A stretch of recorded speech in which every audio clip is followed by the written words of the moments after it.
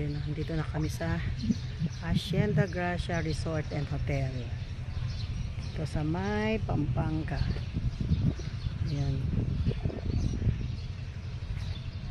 Ang aga namin dumating. Mas nauna kami sa kanila. Kaya ayun. Aga-aga namin.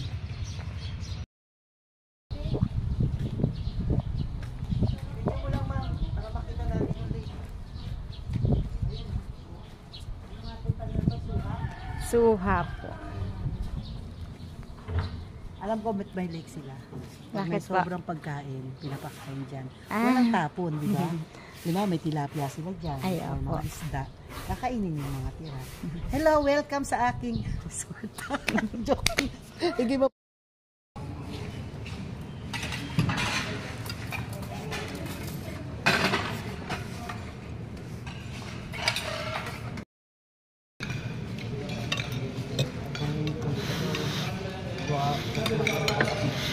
Ay, ako.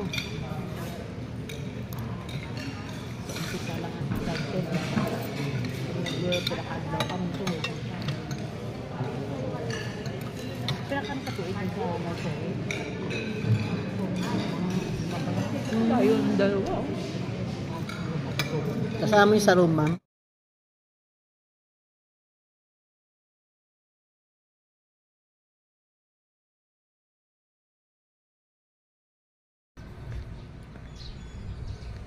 Paaraw tayo. Paaraw. Walking.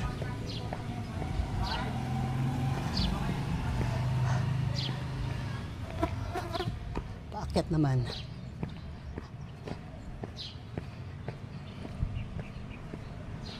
Paakyat. Parang mas maganda yung medyo ganyan yung buhok ko, ayan.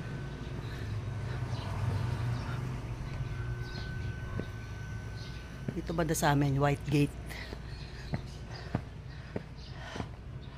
So, pag pupunta ka sa amin, makita mo yan, White Gate na yan.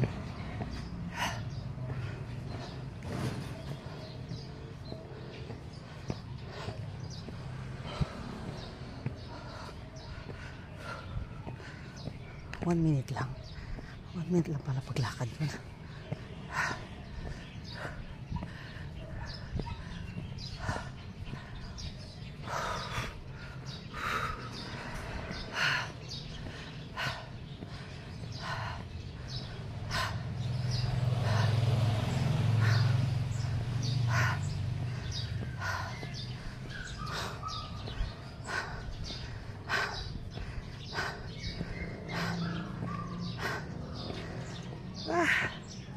Kahingal din. Walking na uli.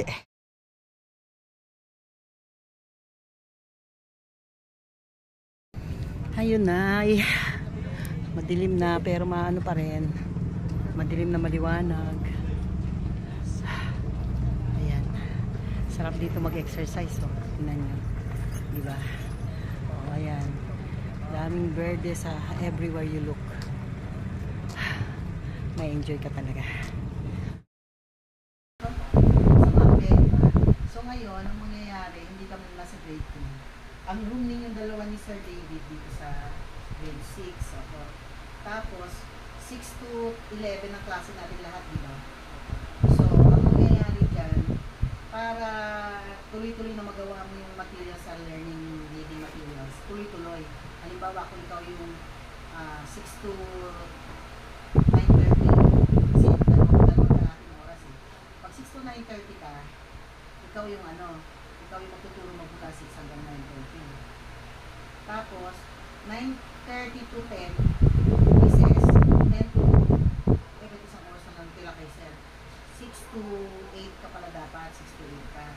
Tapos 8 to 8, 6, 7, 8. Tapos 8 to 8:30 recess nila. 8:30 to 11